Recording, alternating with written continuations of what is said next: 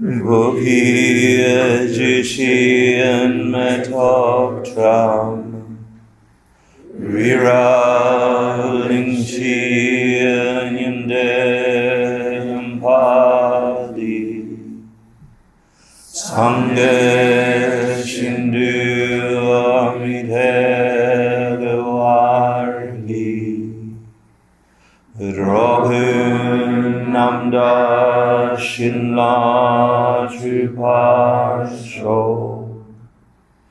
Idam Guru Ratna Mandala Kam Niryatayami Shiranga Soghi Shobnam Ha Janchu Bardu Dakni Yapsuchi Dakiya Shinyan Gipe Sonam Ki Drola Benchir Sange Druparsho Shidang Soghi Shobnam La Janchu Bardu Dakmi Gapsuchi Dakiya Shinyan Gipe Sonam Ki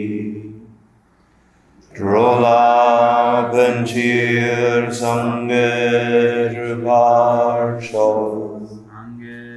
Shudang Soghi Chobnam La Janchu Bardu Dakni Gyapsuchi Dakiya Chinyan Gipe Sonam Ki Drola Benchir Sange Druparsho. Welcome back, everyone, and thank you so much for placing your minds. Some very robust discussions, I heard. It's a different way of engaging with information. You're not going to grab it, go, oh, I now have it, and off I go. It's a relationship you have with these concepts over and over and over until the layer upon layer of both misunderstanding disappears and understanding arises. So you're sort of coming at two layers. And when you meet in the middle, there's nothing to find. That's just a pun. So we'll cover a little bit about what we've covered so far in a second. I'll get you into the chanting. But I heard a bunch of questioning around the Chi Jedrak discussion. It's a hard thing to get, but then when you get it, it's not that hard. But bottom line, this idea of Chi Jedrak, general and specific.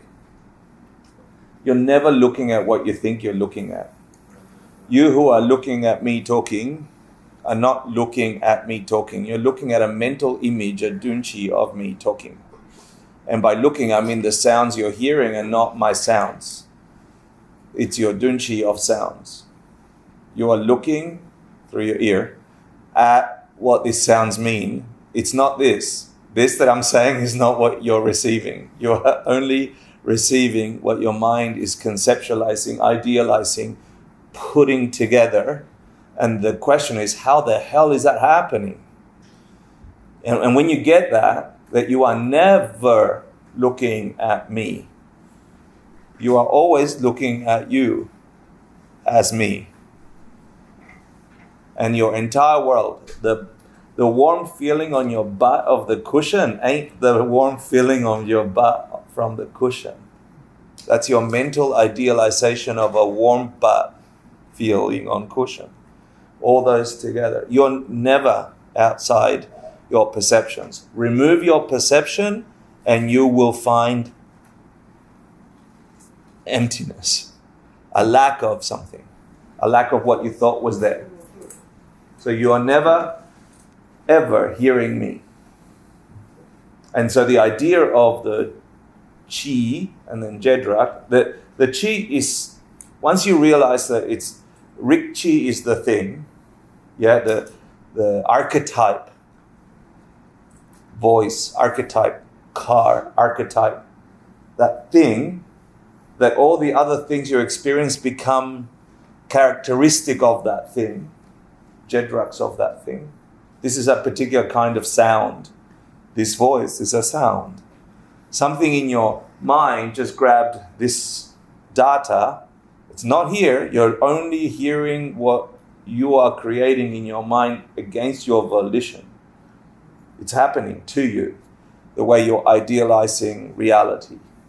Your sight, sound, like all through the senses. You're never reaching out here. You're only always looking in there. Appearing is that there.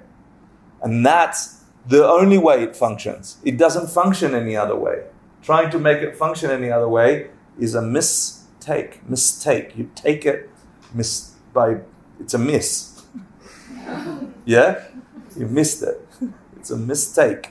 So you got to take it again. You got to take it again, and that keeps you in a cycle that doesn't function.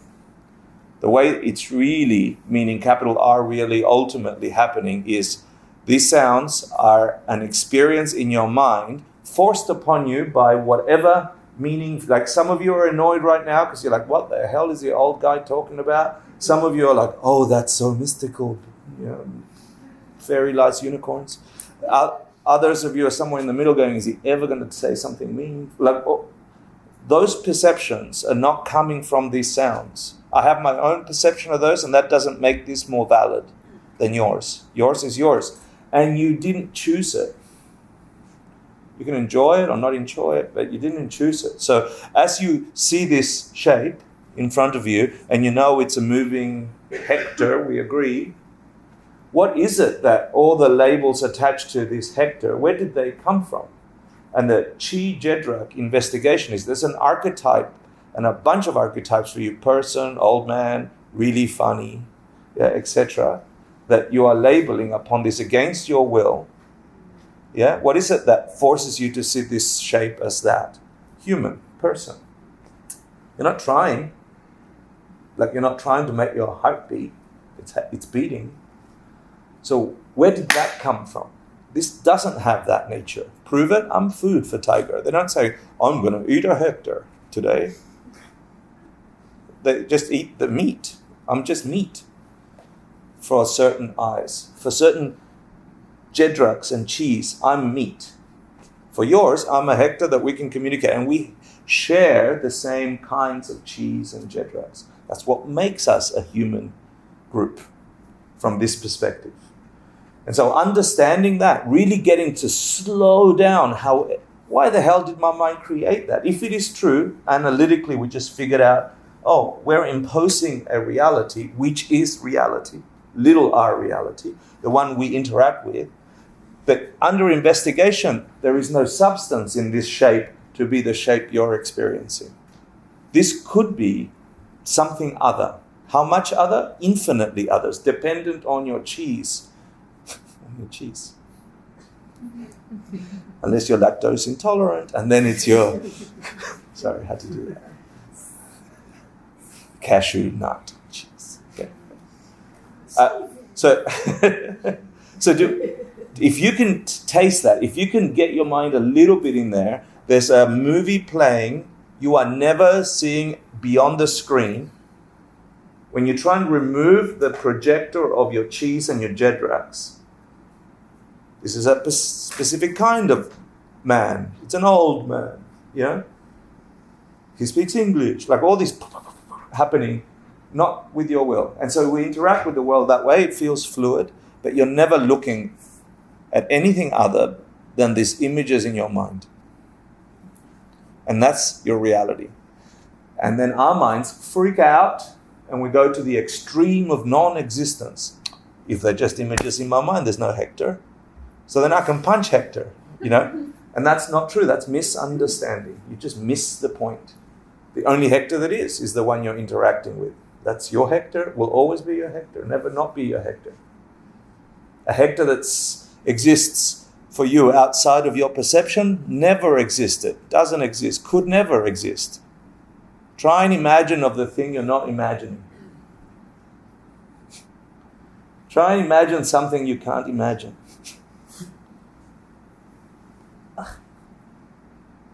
Your minds are as big as everything you can imagine, experience, and be. You are the universe in that perspective. Don't think of the edge of the universe to your left. Don't think of the star called the sun. They're all idealizations, chis and jedraks, of your own design. Now, who the hell put them there? Because they look very different to me than a wolf or a dog or something else. They experience the same thing, but as different things. Who put their mental idealizations in their minds? Who put them in mine? And Buddha says, you did, before you thought you were you. The whole string of realities that you're about to experience, your mind put them there. Yesterday, 5 seconds ago, 16 billion lifetimes ago, from time without beginning. That's where they come from. What makes you look at a car and say, taxi, about to kill me? You're not sitting there going, let me observe this object arriving towards me at a very fast pace. I shall call it a taxi. You jump out of the way. It's like that. And like that, we fabricate and experience reality. Understanding Chi Jedrak is vital because you begin to then cut away at the misperception, the mistake that the world is coming from its own side. That's so flawed that once you get this, you can't ever go back there. Your impulse will have you go back there, and in fact, that's what the Diamond Cutter Sutra is saying. So I hope that gets you. It'll take time for you to play with Chi Jedrak and really get it to crack your mind open. And when you do, you can't undo it. You can't go back and look at the world the other way once you see it. Yeah. Then you're sort of cursed to get out of suffering. Because all we want to do is continue this job that we have called let me suffer. We really do want to keep licking the honey off the razor blade because it tastes so good. We don't think there's any other honey. And so it is like getting out of a very powerful orbit. And the funny thing is that when you're doing it, when you begin to deconstruct it, at least intellectually, you realize that the tool you're using, your mind and this Chi Jedrak that you're using intellectually is also a Chi and a Jedrak. Story. So let's just get our minds in the mood of what the Buddha is saying. But you get the essence, right? Diamond Cutter Sutra. Diamond metaphor for? For? Emptiness. Thank you. Meaning? Ultimate reality. Meaning? Things don't have a separate from your perception, right? Nothing out there separate from the Dunchis, Rachis, Rikchis, yeah? Nothing out there you could ever reach without your... Right? So Diamond is talking about that. The ultimate nature, ultimate reality of all things that don't have a nature like you think they are. Try looking at me without looking at me. So is it... so there's kind of mistaken perception, and then there's this perception of emptiness. So it's not like good, bad. It's just, I don't know, incorrect or nothing, so to speak. Or is it No, because the fact that things don't have a nature lead you to correct perception. How do they exist? They do exist. There is a Hector. It's dependent on my projection. But it's not that Hector exists per se, like a good, bad. It's only good insofar as that it will take you out of suffering. Yeah. It's bad insofar as if you think the good taste of ice cream comes from the ice cream, if you think the nature of good is in the ice cream, our mistake of that, misunderstanding, will have you believe the more ice cream you have, the happier you will be, which means you try and accumulate too much ice cream, get fat and die. Or the only ice cream left in the planet, and you're going to punch me in the face for the ice cream. And the greediness of wanting it only for yourself, in your mind makes an imprint of beings around you wanting things only for themselves and taking things away from you. And that imprint, recorded in your mind, mistake, you didn't know it was going to create for you lack. Do you see the point? You think it's in here, I want it, or I don't like it, I don't want it. So we do things, wanting and not wanting, towards other beings, and we think, that got me happy, I got him fired. Good, I hated him, got him fired. Ha ha ha. You have this moment of joy, or it didn't feel as good. Doesn't matter the thing, you just got him fired. You are aware you got him fired. You knew what you did to get them fired. All those things have consequences, but not out there in your mind. You're just building up all the seeds, all the new cheese and dunchis and drachis that are coming up in your mind. Next time you're in a firing situation, I'm minimalizing it. And out of all the possible things that could come up for you, you'll be fired over and over and over and over. But not tomorrow. It takes a long time for small things to become big things. But they do. They become big things. That's the nature of things. Why? It doesn't have a nature like you thought it had. You're just looking at the reaction from a long time ago. I got him fired. Sometimes you try and get someone fired, they get fired. Sometimes you try and get someone fired, they don't get fired. It backfires. It doesn't come from trying to get someone fired. The result you're seeing immediately came from something else. But it appears, and that's the mistake, that's the illusion. It appears that it comes that way. If I do this, that happens. And we don't like thinking that because it leaves it too open. Like, what should I do then, if that's reality? First of all, we'll go, there's no reality. And then it's like, okay, if that's reality, what should I do? I don't know what to do. And thank goodness for Subhuti. He's like, okay, what should we do? and Buddha gave him this long answer. But what's the gist of the book already? You've already got enough of the book to know what Buddha is saying. First of all, tell me, the diamond means emptiness, the fact that everything doesn't have a nature, which means the nature it does have comes from you, not from it. But the whole book is saying you must see this thing, emptiness. You must have this experience in order to break out of suffering. So Buddha, if you want that, you've got to, it's all emptiness, emptiness, emptiness, emptiness, emptiness. What's the cutter part? In the title, Diamond Cutter Sutra. The diamond is the only thing hard enough to cut itself, so that there is an ultimate reality beyond the emptiness that we cannot. Not quite close, but no cigar. Okay. Yeah? The ultimate reality, so emptiness, cuts any other ultimate thing. And yeah, it's basically stronger than anything. Closer. It cuts through the metaphor. Excellent. Sorry, New Zealand. Excellent. Yeah, the metaphor of the diamond is representative of ultimate reality, emptiness. Like the most ultimate, the most of anything, of all things, is emptiness. There's nothing more most than that. That's most. Yeah? There's nothing, you can't go any further than things don't have in their nature.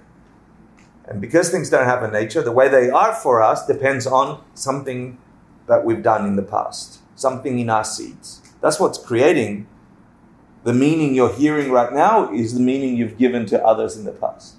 Only. This would be blah blah for those of you who haven't got those mental projections giving meaning to these words.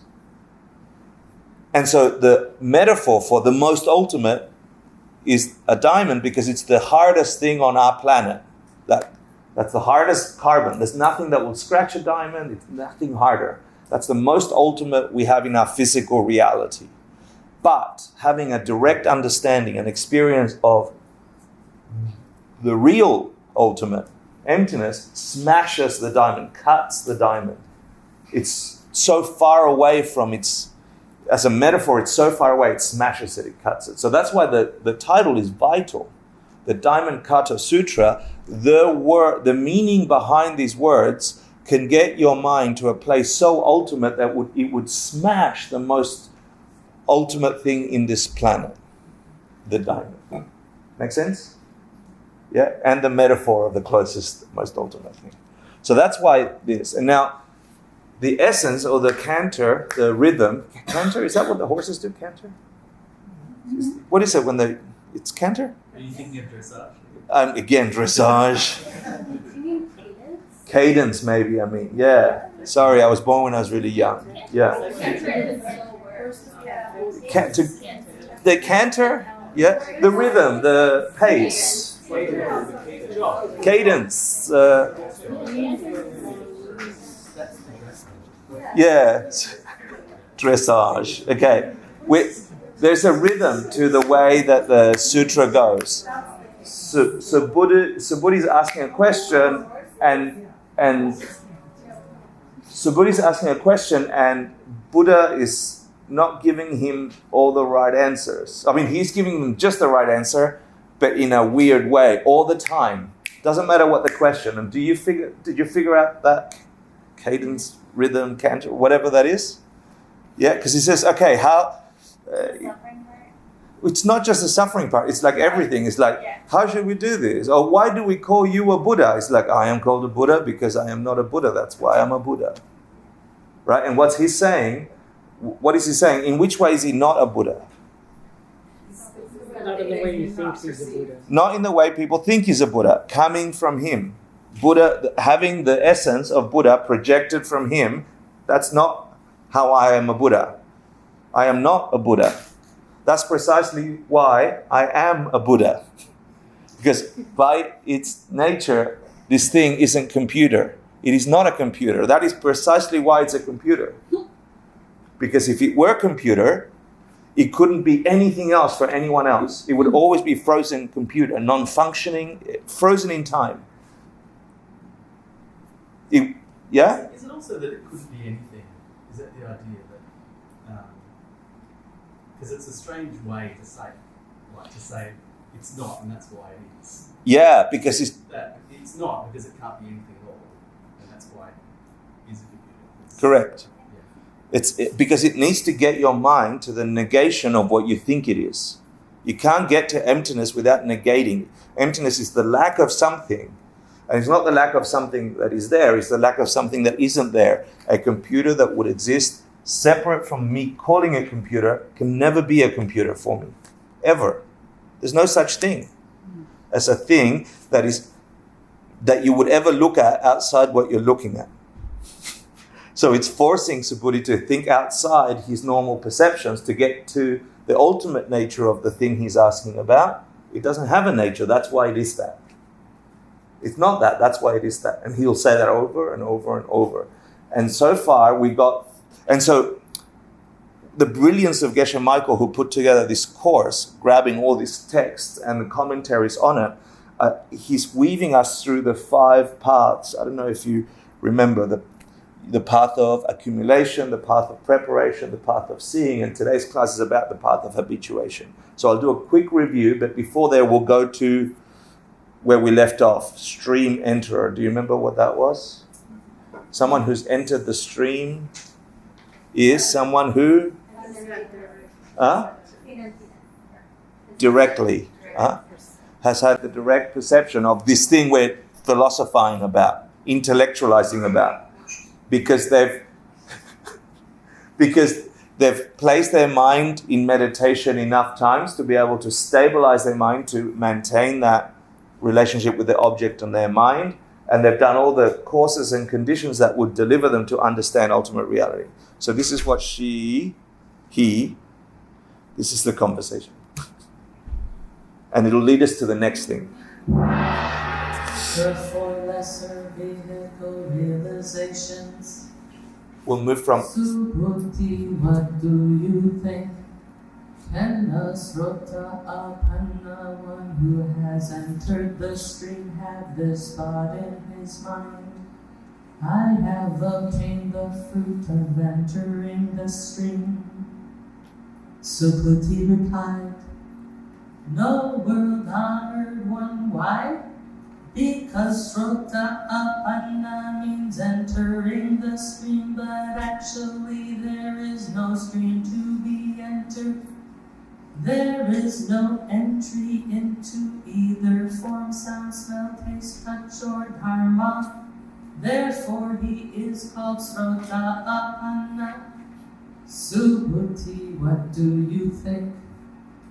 Can a Sakradagamin, one who is subject to only one more rebirth, say to himself, I have obtained the fruit of a Sakradagamin? Subhuti replied, no, world-honored one. Why? Because Sakradagamin means once more to come, but actually there is neither coming nor going.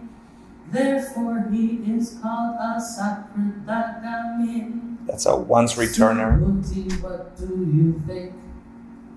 Does a venerable one who is anagamin, one who will never more be reborn as a mortal, say to himself, I have attained the realization of an anagamin?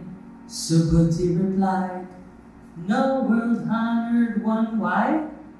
Because anagamin means non-returning, but there is in fact no such thing as returning or non-returning. Therefore he is called an anagamin. Subhuti, what do you think? Does an arhat say within himself, I have obtained the perfect enlightenment of an arhat? Subhuti replied, no, world-honored one. Why?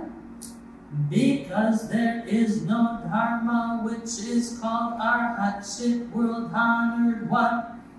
If an arhat thinks I have obtained the enlightenment of an arhat, he will still grasp and hold on to the notion of an ego, a personality, a being, and a life. World-honored one, you have said that I am the most proficient in terms of the attainment of the passionless samadhi, and that I am the arhat most free from the desire, but I do not give rise to the thought that I am an arhat who is free from desire. World-honored one, if I were to give rise to the thought that I have attained the level of the arhat, then you would not have said of me that I enjoy the practice of forest dwelling, since there is in actuality nothing for me to practice.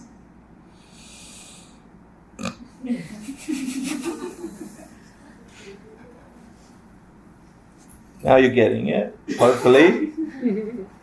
And if you don't get it, then Buddha's just done that to your brain and your mind and gone, look further. It's not here, it's not there. That's why it is here. Okay? Is that Subhuti getting impatient? Huh? Is that Subhuti getting impatient? No, not at all. No, Okay. he was saying, because at the beginning of the sutra, the Buddha is saying to Subhuti, no, it's not that because it's that. And now Subhuti is going, oh, I know the answer. It's not so because it's so. So it's now shifted from the Buddha. I'm excited now. It's all shifted because the Buddha doesn't have to tell Subhuti anymore. Subhuti's telling Buddha, I know why you're not a Buddha because Right. I know why you're a Buddha because you're not a Buddha. That's precisely why you're a Buddha. Did I get it right? Right, okay. Yeah. It's the forest dwelling part. The forest dwelling is just the practices of an arhat, meaning they're gone. Is Subhuti an arhat? Yeah. That he says, I'm an arhat. You told me I'm an arhat, and I know I'm an arhat, except I wouldn't be one if I said I was an arhat.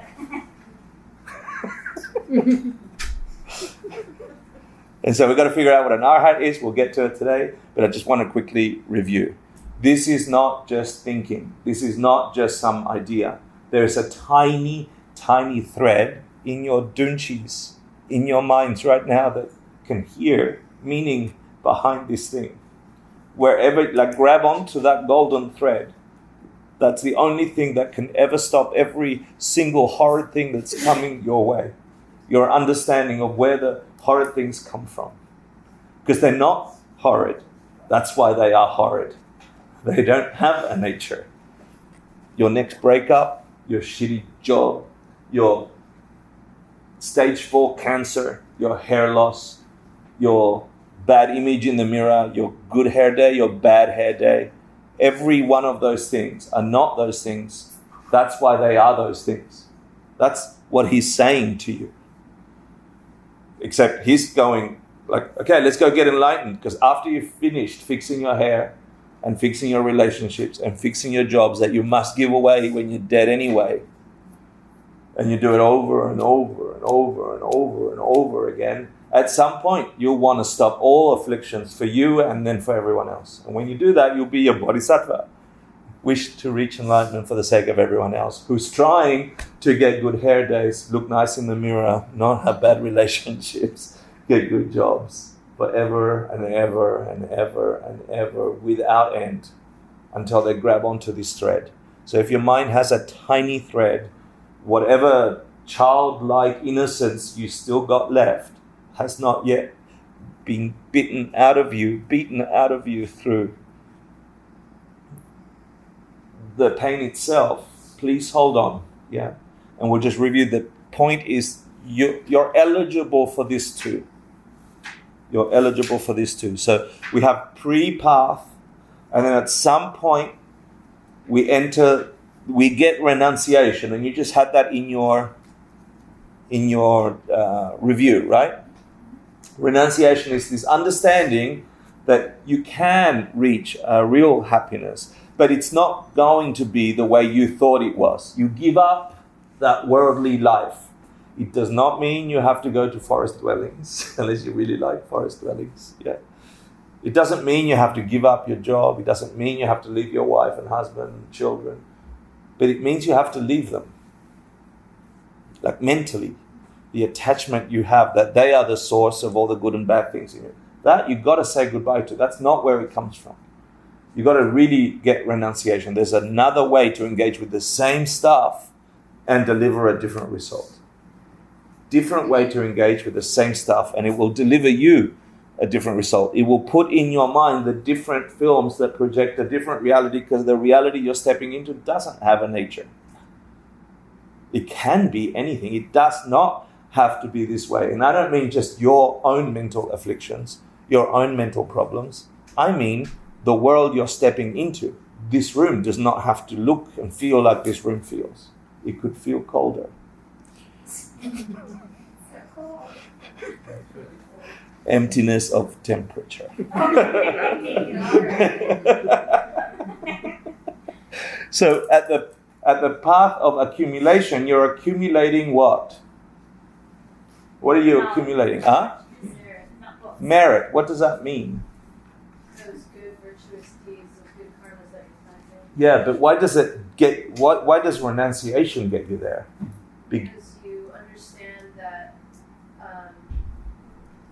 you understand that this cycle of suffering is caused by these bad karmas, and so in order to have good ones, you want to thank it. So you start giving up planting crappy things because you're now done with that, and it begins to accumulate good virtue, good energy towards preparing for something. So then you go to the path of preparation, where you are genuinely investigating with that thread, where the hell is this reality come from? Does it have to be this way? Because I gave up the way it seemed to me. Can I actually engage with it in the way it should be? It is the actual factual way that it is, which doesn't have a nature. Can I engage with that understanding? And anybody that engages with it, doesn't matter your religion, doesn't matter whatever, if you investigate enough through the scientific method, you will come to understand things don't have a nature. And then when you get there, that's not enough. You're gaining an intellectual understanding of how it is that things do have a nature, that there really is a world. There is a world. It's not that there's no world. The world that is the one dependent on the stuff in your head. Dependent on you. Who the hell put that shit in me? You did. Before. Everything you said, did, and thought. All your actions from the past created the code that is forced upon this otherwise blank world. I don't know if I'm getting through the meaning. I hope I am. You have the key, but you can't see it.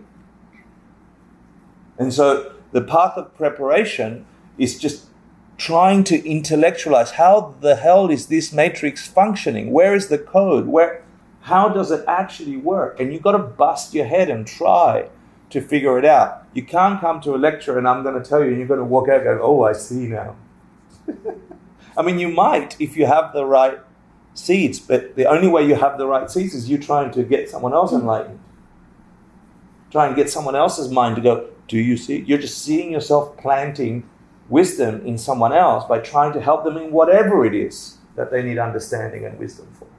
That's the only way you're going to have the right frames in your projector to project, I see a way out. I've got the golden ticket, the thread. So in this thing, the vital key thing, one of the ultimate things, we talked about it last week, is this understanding of Chi Jedrak, which I just covered, right? And I'm just going to quickly go through it because I don't want to do it again. But I just covered, there's 4 types of Chis. They're not separate in a sense. That Rik Chi is, Dun Chi and Dra Chi are just subsets of Rik Chi, if you like. And the other one is just a philosophical discussion about parts in a whole. That's all. But you're never seeing what you think you're seeing. You're always ever seeing your mental image and mistaking it for reality. That is reality. Your experience of your own mental images, and you think you have choice. You have no choice on what you're experiencing right now. Zero. And you think, oh, I have the choice of choice. Yeah, you do. That's also a Chi. That's also a mental image of choice. And that, anyway, I went on a tangent. So in this thing, you're trying to understand something. You're trying to see something. You're getting an intellectual understanding of emptiness, how things really work.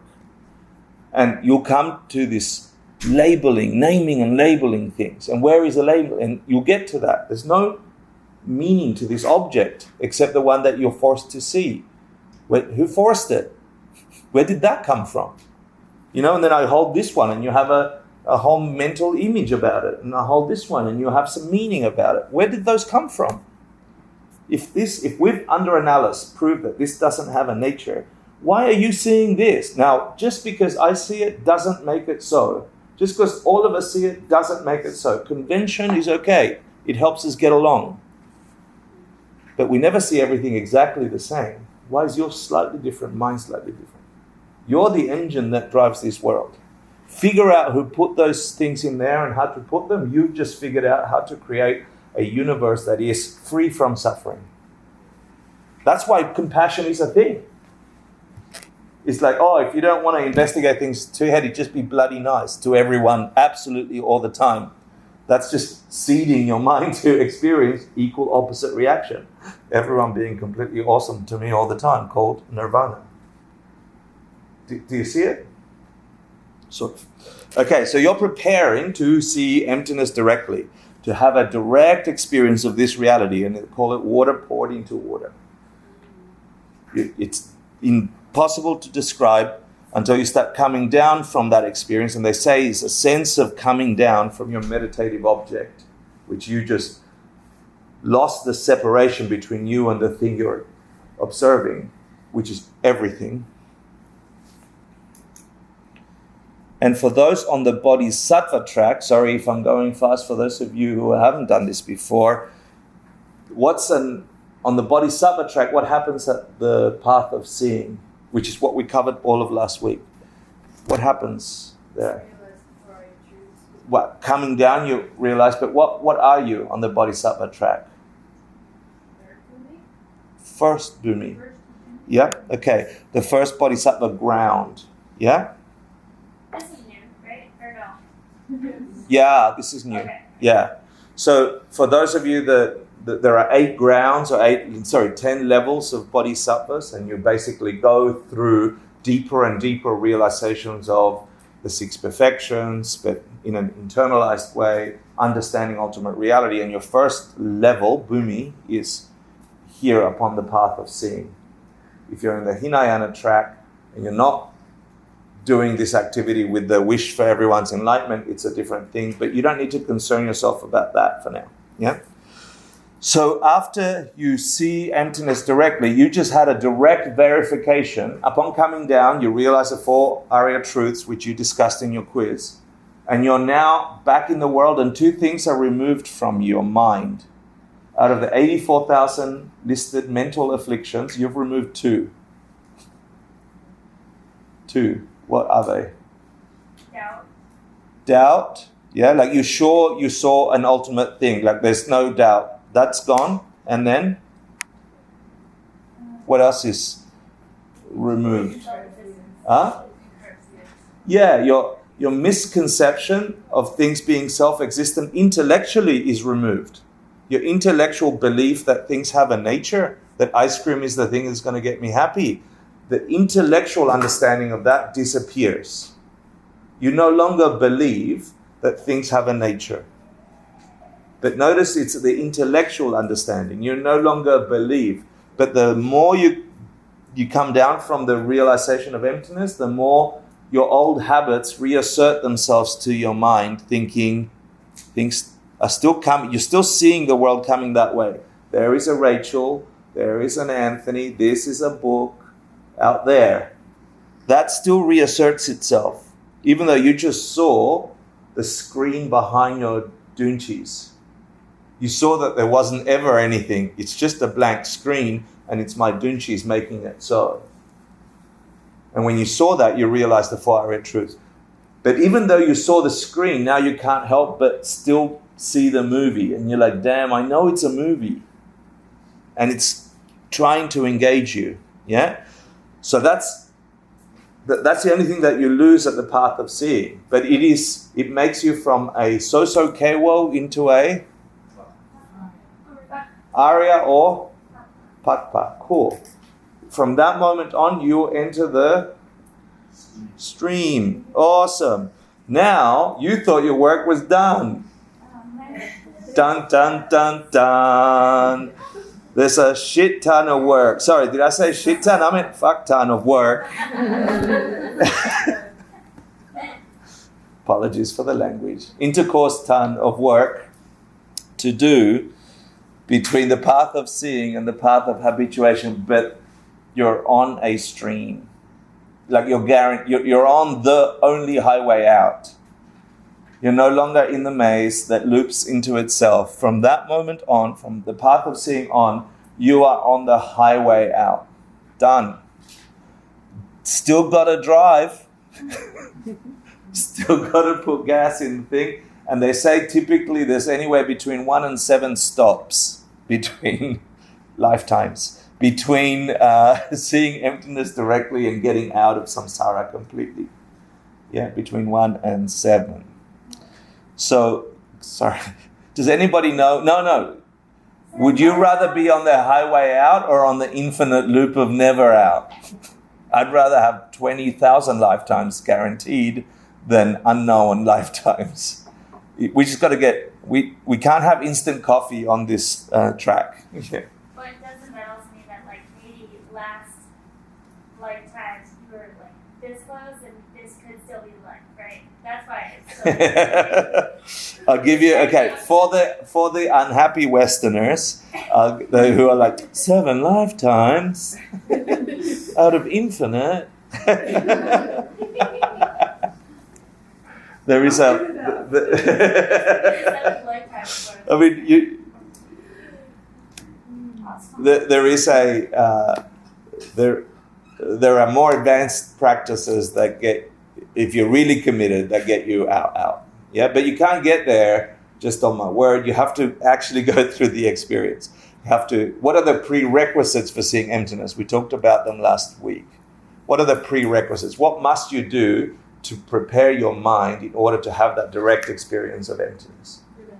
Renunciation. You've got to give up thinking you're going to get free from suffering in a suffering way. That's done. Yeah? It does not mean give up relationships. It does not mean give up your job. It does not mean don't use money. It does not mean look good in the mirror. It does not mean don't buy Balenciaga shoes. Okay?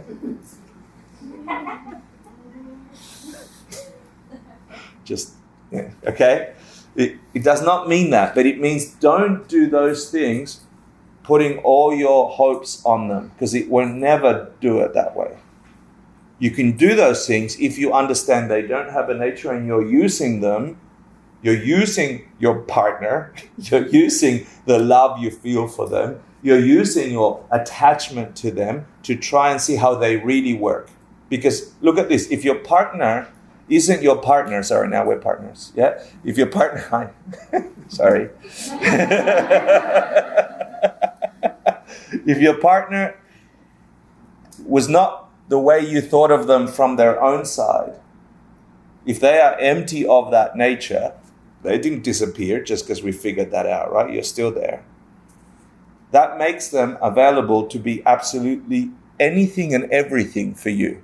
At the worst, if the seeds in your mind are really crappy, they're just a pain in the ass, horrible person. For you. Not there, for you. They are the mirror of your worst nightmares.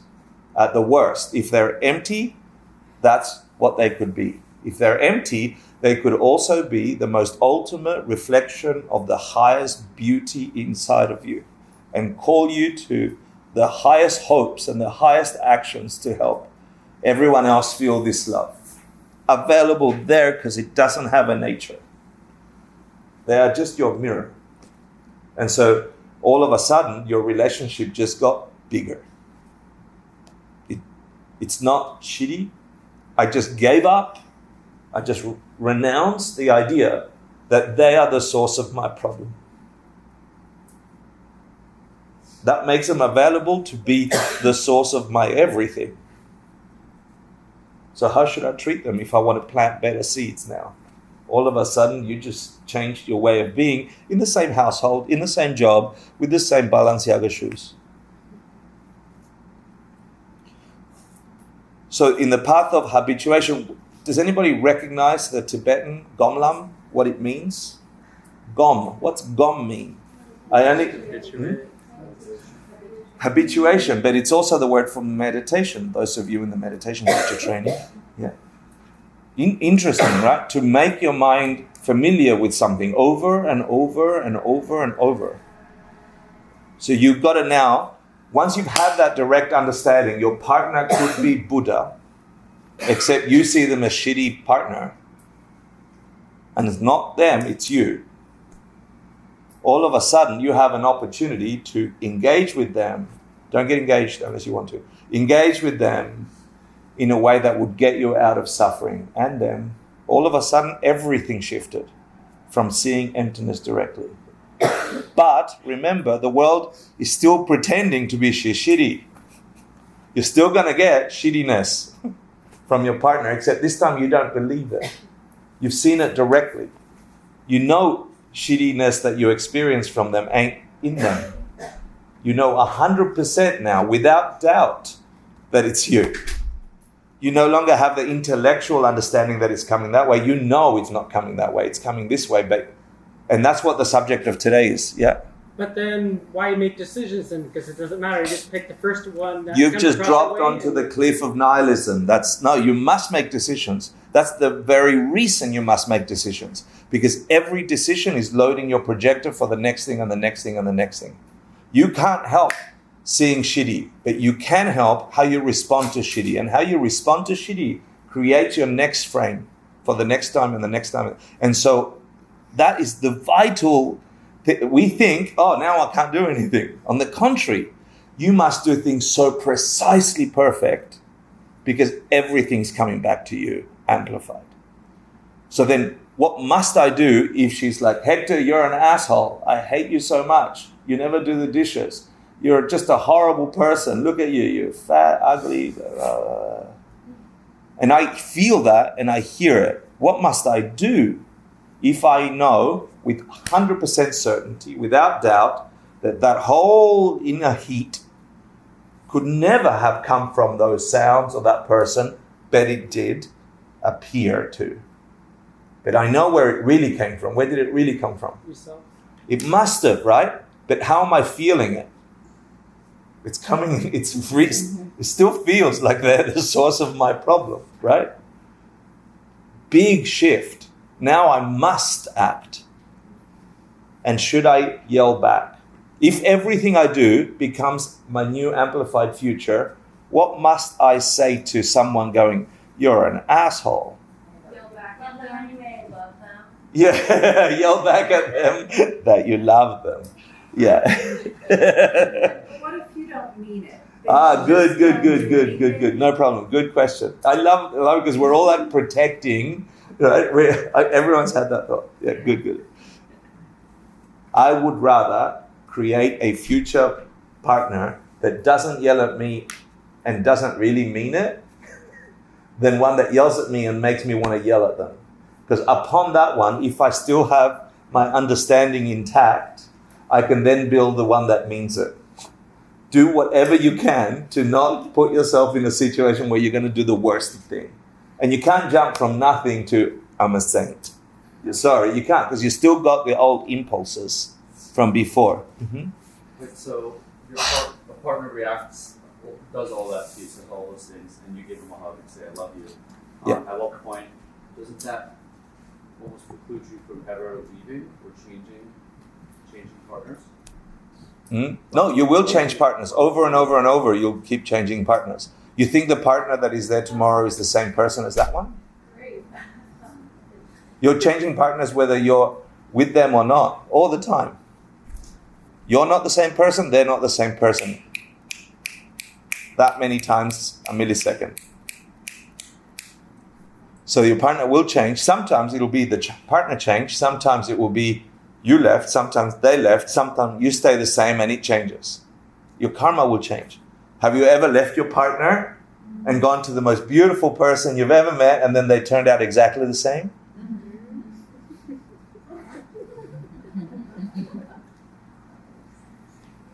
Have you ever stayed with your partner and then they've changed? All those are possible. They're not coming from your partner. You've just gone the other extreme. He took us, no partner at all. No, I can't do any action. You're like, I only can do it one way with this partner. It's not coming from them.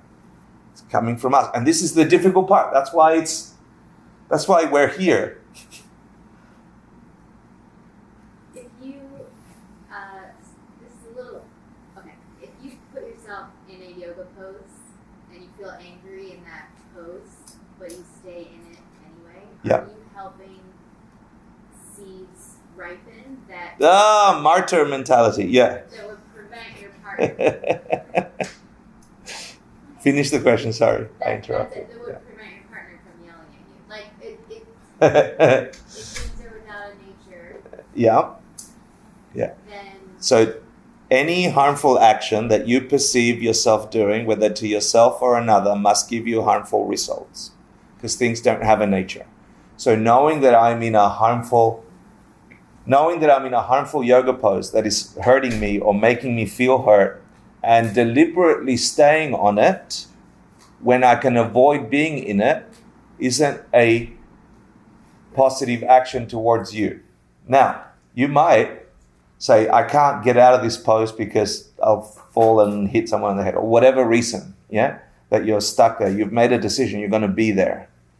Then you can transform any negative thing and redirect it, try and think of its emptiness and remove it from your partner or the next person or whatever. There are practices that understanding that this pain also doesn't have a nature. If I'm going to have it anyway, I may as well use it for its best use.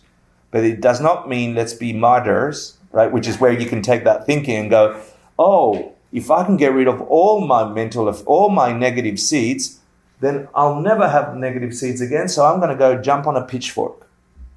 That's not so good, right? Because you still have your mental awareness that you just killed a living thing that could have gotten enlightened. That's a really shitty karma. right. Yeah. So If you have emptiness in mind, you're not doing it to hurt yourself. but if you're aware that it's hurting you and you can stop it, you should stop it. Sorry, it's a fine line. Yeah, and this is why it's called practice. I don't want to have a relationship workshop, but I can later. Yeah, you can go to Rachel for that. She's really good. But it's just what she says and you say, where it's like you plant an apple seed, you get an apple tree. So yoga isn't gonna relate to your relationship, right? Well, it is. It depends. I mean, you can redirect you can direct the actions that you're doing towards a specific thing. That's what dedication is at the end. Yoga is not going to appear as your partner. Maybe. Okay, a cool thing happens. There's a ton of things to go through in the path of habituation, but basically, you're getting used to habituating your mind to the reality that things are just an echo, not coming their way. They're just an echo of whatever you've done in the past. Your mind is having these discussions all the time, going, and so it feels weird. You are forcing a reality. You know the reality that's appearing is a lie, but it's still solid and real for you, and you have to maneuver that lie. That's why you're habituating. No, that's right, blank screen. No, she yelled at me for 10 times now. Every time I've come, what do I do? Do I punch her in the face? Do I yell at her? Do I say I love you? Because sometimes you can say I love you a little sarcastically. It's your intention that makes the karma, 90% of it. It's your intention. So I know I shouldn't hurt her, but it's not about saying the wrong thing or doing the wrong thing. It's eventually stopping the thought that you want to hurt her, that she comes from herself. You want to kill that altogether. You want to get to a point that your mind is so habituated of knowing that the world is appearing this way, but really it's this way. So you're just observing like a good meditator, gone. You're just observing, oh, look at how my world is right now. Oh, look what my karmas are creating right now. Oh, look, an angry wife. Oh, look, a shitty child. Sorry. And with that fascination, you're investigating and getting to know what you've got to work with. If you were to a point where you can like see shitty child, recognize in your head that like, ooh, thought, fun to indulge in, but really not so good for me. And then you can sort of replace it with something like being of light. And I'm not being cheesy, I'm being like serious. Yeah. Like, is that a good first step to sort of There's a bunch of steps, and that's what all the practices in the Bodhisattva Charavatara are. They're just the 6 perfections and a whole bunch of other practices. Try this method and try that method and try that method, and they just buy you time, and they plant better seeds, but not the ultimate seed. The ultimate thing is, understanding emptiness so profoundly and so internal, so habituated, that's all you experience. Yeah? And so you would never see shitty child. Right. At some point, if you're actually doing it, like, you could just continue on with that path, and then you're planting the bad karma in your mental thoughts because you're just imagining, like, bullying that child or like teasing that child or being mean to that child because it's shitty, you know. No, not following. No. Well, like if you're that kind of person, if you're a mean person, and yet you realize that because like something about seeing that kid like makes you feel good to just like poke at it. That's what being a bully is. But you know that like you also feel like some guilt or some shame around that, or you recognize that like whatever you recognize, you're creating, you're labeling. Right. Whatever you intend, so you're creating. Instead, because you know that it's like eating too many potato chips or too much ice cream or too much whatever, you're just like, I'm going to think of, you know, something beautiful, like a flower, or just something that is beautiful to you, so that you do not indulge in thought. It's one practice. It's one out of many. There's 1,000 different ways you can figure out that situation. Okay. Bottom line, disrupt the thing that would create a negative imprint in your mind. Okay. Whether it's teasing it, whether it's punching it, whether it's thinking it's the devil, whatever negative... it's going to give you exactly the same result, but amplified as your reality. You're going to have to deal with 25 shitty children the more you incite that shitty child. So whatever you can do to interrupt that thought, initially, that's it. The ultimate antidote, real antidote to the misconception that that thing is in your face, aggravating you or being aggravating or whatever, is to understand its ultimate nature, emptiness. That's the only antidote. And the most potent form of that antidote is the direct perception of emptiness under the influence of bodhicitta, the wish to get everyone else woke. Something cool happens at this path of habituation. So we're fast forwarding from the first bodhisattva bhumi to the 8th bodhisattva bhumi, where you've perfected, or you've gotten to, actually get this. Let's imagine we are now entered into the path of habituation. You have seen emptiness directly. You've been in an incredible meditation experience that you have no words for. You just opened your eyes and you find yourself in this room. And everything in this room is appearing as if it exists outside of you. But you've just had a meditation where you saw your mental projections, your idealizations in your mind upon this thing you call a Diego, this thing you call a flower, this thing you call a wall, this thing you call king. And so try and catch how your mind is labeling all these shapes and colors into what your mind is doing. And now pretend not believing it, going, oh, that's a trick. Behind a Janine is infinite possibilities. You also just saw the Dharmakaya. You also saw the emptiness of a Buddha's mind. And you saw that for you as well, which means she must have it too. So imagine for a second that everyone in this room and everything in it is void of a nature like you think it exists, that your mind is tricking you. And in the trick, it's forcing you to make choices that are wrong for you. Like this thing, don't like that thing. I don't like fat shapes. I don't like beards. I really like funny jokes. Right? What if that was happening all the time and you couldn't catch it? But because you just saw emptiness, you just came down, you looked at this room like a person about, like just put on a stream out. You're on the highway out. And then you understand, oh, they lie. I've been living with that lie all the time.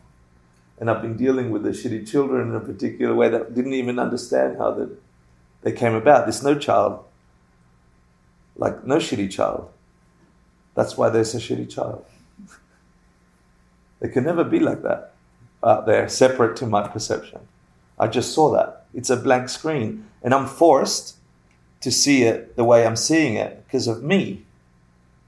You stop trying to fix the world out there. All of a sudden, you get very interested in, every experience, every person you meet. You're like, what aspect of me am I dumping on you? I never get to see Diego for Diego. I only ever see my Diego. Yeah? He's annoying. He's... So you get the self-centered. Yeah, which is it, right? You get self-centered. This is the opposite of what we think Buddhism is. You get selfish. You're like, I can fix me. That's awesome. Let me go figure me out, which is the only way you are projecting everyone else. It's the opposite of what we think. Now, will you find yourself? We already covered that. There's no self to find. That's why there is a self. You're also the projection. Like your mental idealization of who you are today, that's not you. Never was.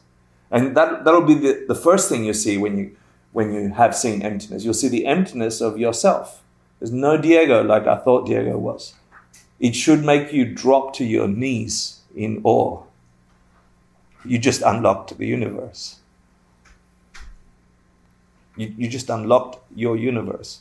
Doesn't mean you didn't bring baggage.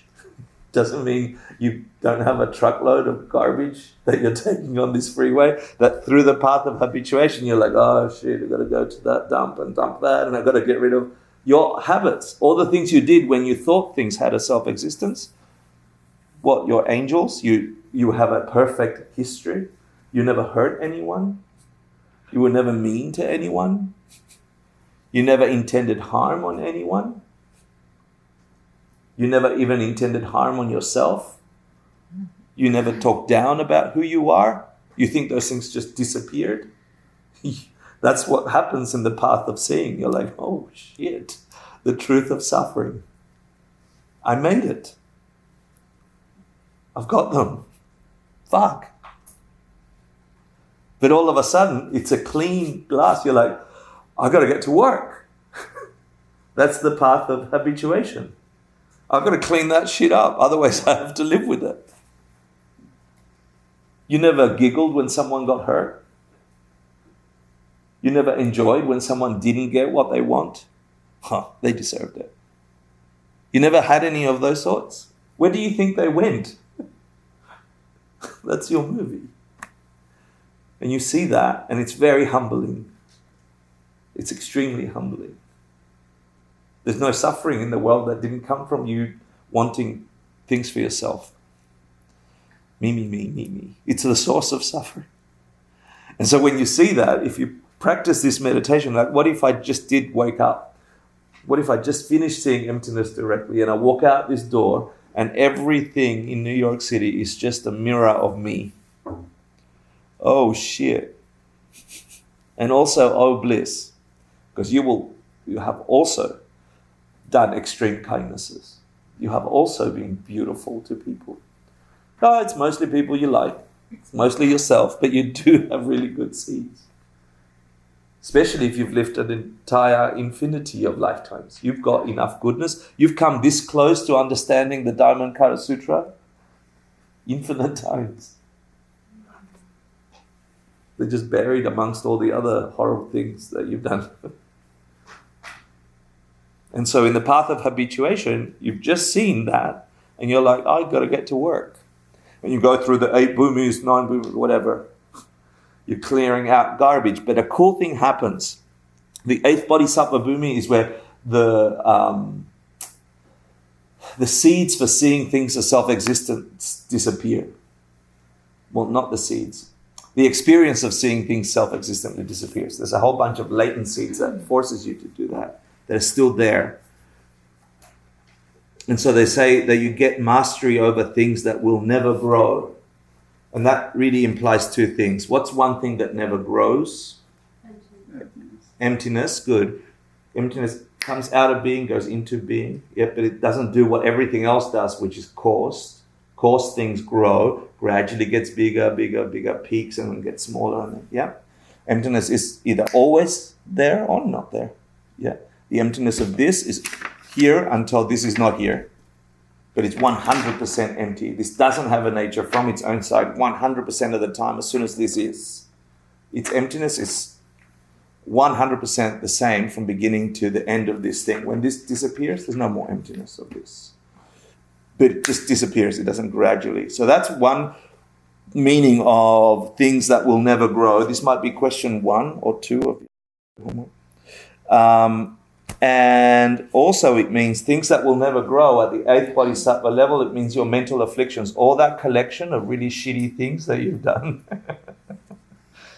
At that point, that's it. They're done. They don't have power over you because you've not only just seen the reality that makes them function, you just now stop seeing their result in your world. You still got like a latent tendency to see things that way, but you don't see them that way anymore. So that's a really cool thing that happens there.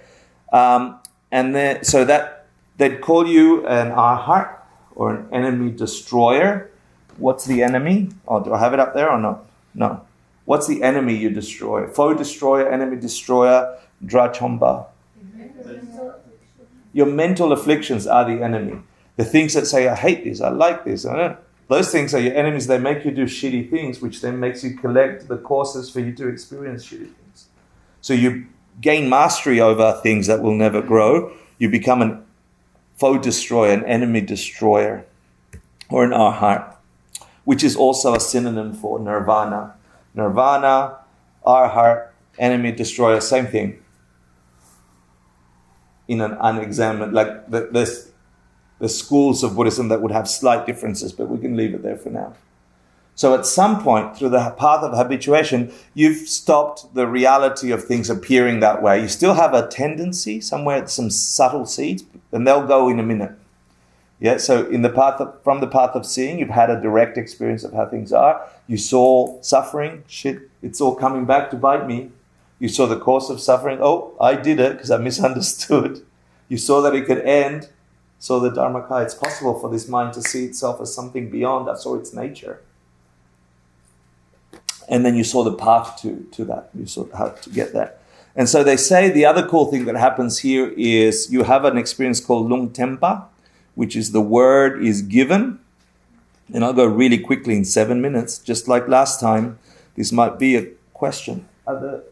Okay. So Lung Tempa means the word is given, which means you have an experience of a Buddha giving you like a prediction, saying, Tyler, you're definitely going to be a Buddha on planet Uranus. Sorry. And you'll be called this or that. They'll call the final prediction. But it also means lung means wind, lung.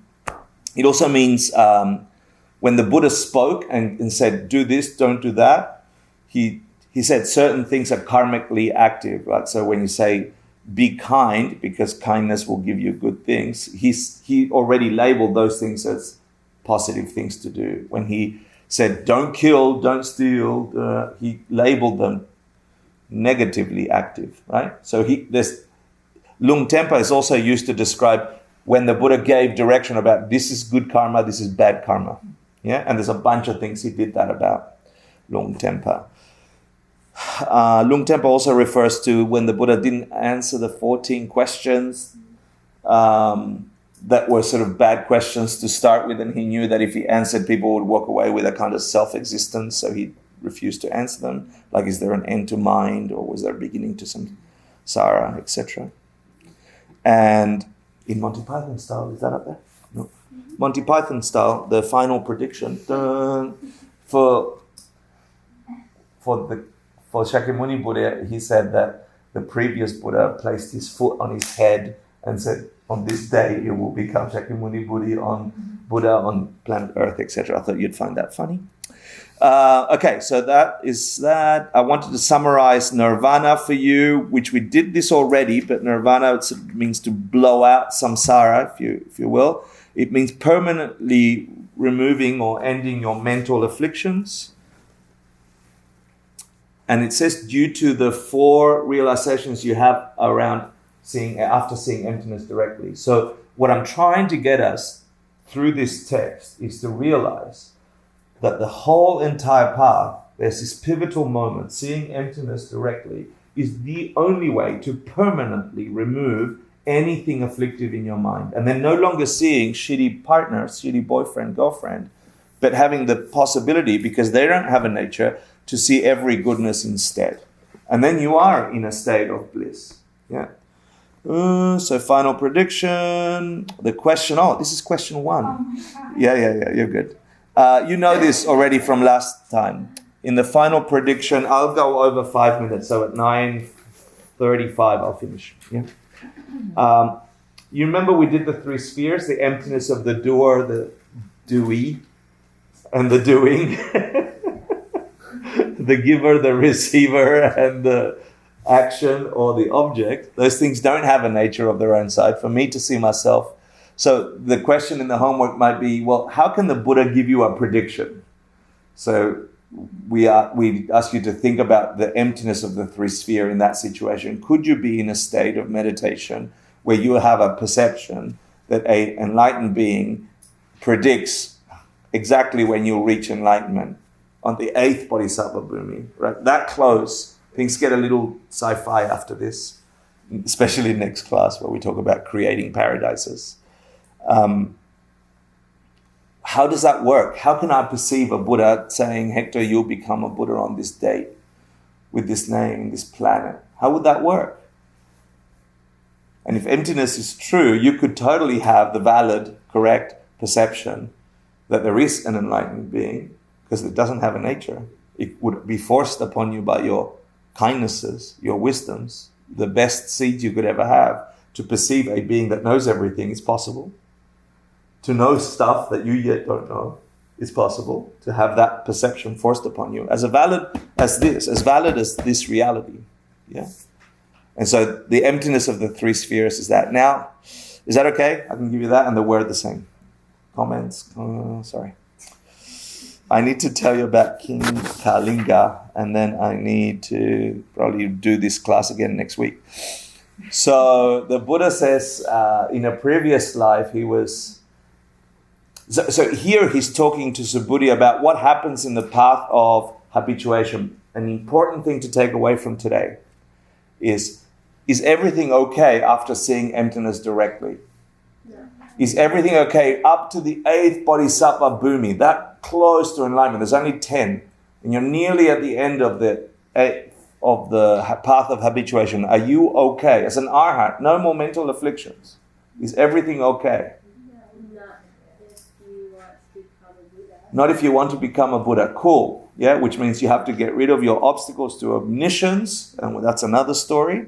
But there's this story in the Diamond Cutter Sutra where Buddha says to Subhuti sort of what to do in a situation you can't move in your yoga pose, right? Like this is a situation that is, and out of all the options you could have, you've got no more options. What do you do when shit hits the fan and you're already seeing emptiness directly, already at the path of habituation?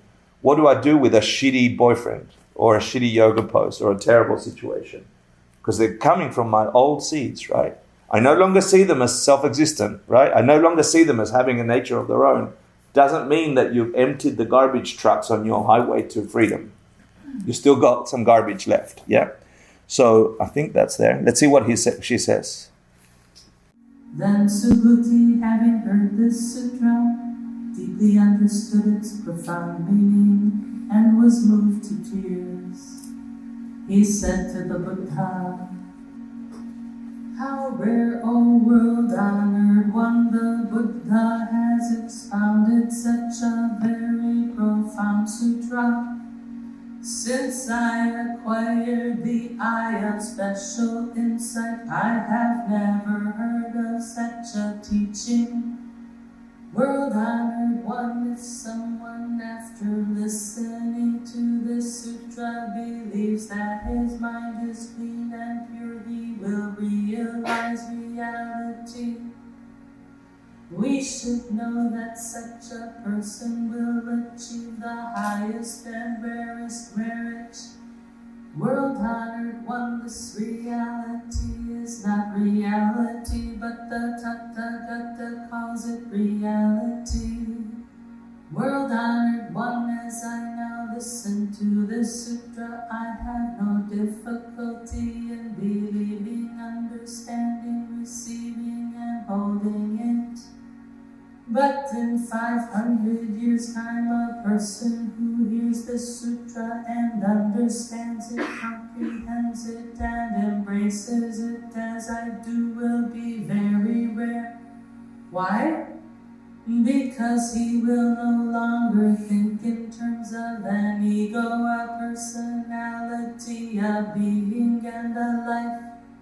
Why?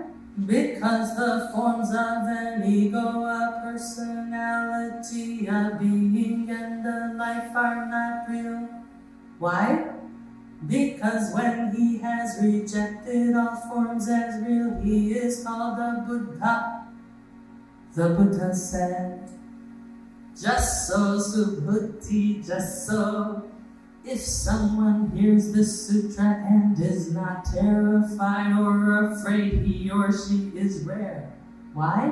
Subhuti, what the Tathagata calls the greatest transcendence is not the greatest transcendence. Therefore it is called the greatest transcendence. Subhuti, what is called transcendent endurance is not transcendent endurance. That is why it is called transcendent endurance. Why? Subhuti, thousands of lifetimes ago, when my body was cut into pieces by King Kalinga, I was not caught in the notion of a self, a person, a being, or a life. If I had been holding to the notions of a self, a person, a being, or a life, I would have felt anger and hatred toward Kalinga.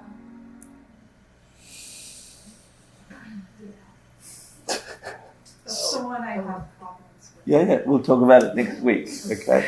So I want to leave you there. He's talking about a prior life where he was walking in the forest as a monk called perfect patience, the perfection of not getting angry. Yeah. As an 8th level bodhisattva, our heart already free from seeing things as self-existent, but not quite enlightened. Yeah. And he was walking in the forest, meditating, hanging out, and this beautiful queen walks up in the forest, the queen of the land, and sees this beautiful Buddha and says, let's have a chat. And they're talking Dharma and reality, and they're having a Diamond Cutter Sutra class before it was written. That's why it could be talked about. No. And then the king, powerful king, Kalinga, decides to go hunting, sends out the fox, or whatever they do for hunting back then in India, and spots his beautiful queen talking to this random. And kings being kings, what do you think the king does? Gets a little jealous. Yeah. So they round up the monk, they tie him down to the floor, and they begin to cut off his extremities from the tips of his fingers, fingernails, fingers, hand, forearms, slowly. And in the text you'll read, Buddha says, in that previous life, understanding where things come from, I could not get angry at him, because if I did,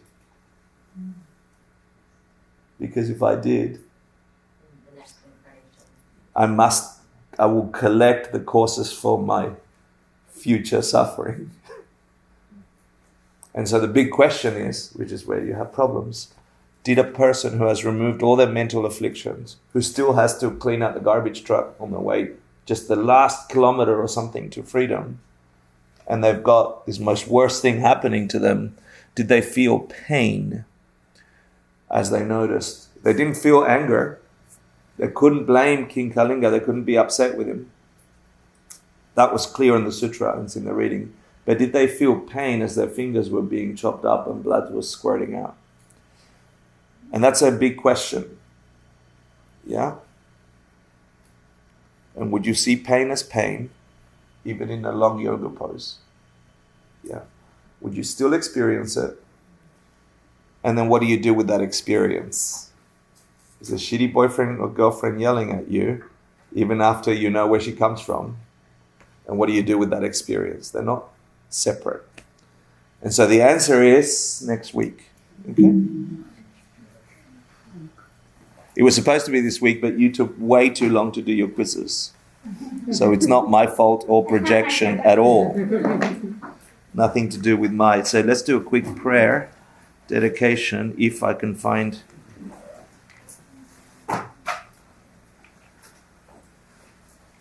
Oh, here we go. That's your homework. You can't. I invite you to look at the reading. This is going to be the homework, the lesson of the King Kalinga and how you could apply it your own day. Bottom line is, he did feel pain, but he didn't get angry. That's the answer. Look at the reading.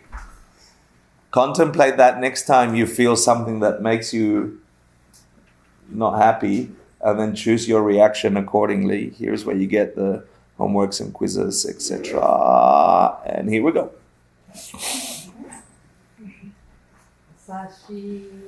Puki Jushi Metok Tram Rira Lingshi Nyende Gempadi Sange Shindu Amite Wargi Drokun Namda Shinla Chiparsho Idam Guru Ratna Mandala Kam Niryatayami